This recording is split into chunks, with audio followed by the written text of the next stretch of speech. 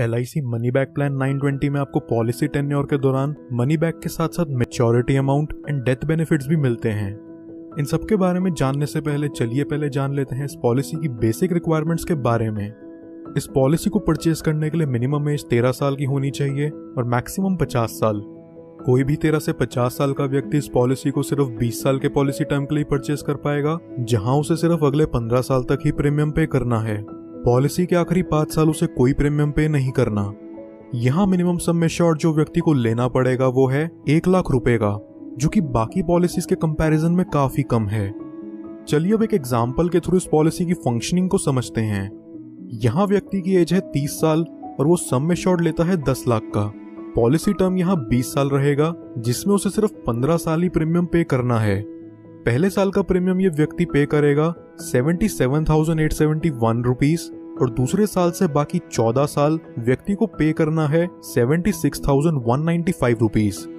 ये व्यक्ति जब 45 साल का होगा तब इसे आगे और कोई प्रीमियम पे नहीं करना और अगले 5 साल बाद इस व्यक्ति के 50 साल पूरे होते ही इस पॉलिसी की मैच्योरिटी हो जाती है।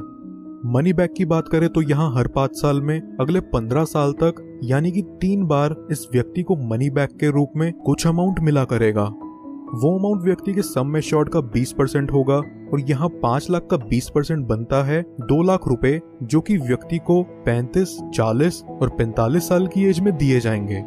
और मैच्योरिटी हो जाने पर यहाँ व्यक्ति को लगभग 12,20,000 का अमाउंट मिल जाता है। मनी बैक प्लस मैच्योरिटी का अमाउंट अगर हम टोटल जोड़ लें तो यहाँ व्यक्ति को लगभग 18,20,000 मिल जाते हैं और टोटल अप्रॉक्सीमेट प्रीमियम जो ये व्यक्ति पे करेगा वो है 11,44,601 रुपीज। चलिए अब जानते हैं कि अगर पॉलिसी टेन्योर के दौरान व्यक्ति की डेथ हो जाए तो उसकी फैमिली या नॉमिनी को क्या मिलेगा। डेथ बेनिफिट्स में यहाँ व्यक्ति को उसके सम एश्योर्ड का 125% मिलेगा, यानी कि अगर सम एश्योर्ड 10 लाख हुआ तो डेथ बेनिफिट्स के रूप में उसकी फैमिली या नॉमिनी को मिलता है 12,50,000 रुपए प्लस जितने साल उसने प्रीमियम पे करा है उसका बोनस अमाउंट भी। नॉमिनी चाहे तो इस अमाउंट को एक ही बारी में पूरा विड्रॉ कर सकते हैं या फिर वो चाहे तो इसे 5, 10, 15 साल की इंस्टॉलमेंट्स में भी ले सकते हैं, जहां LIC उन्हें इसके ऊपर इंटरेस्ट भी प्रोवाइड करेगा।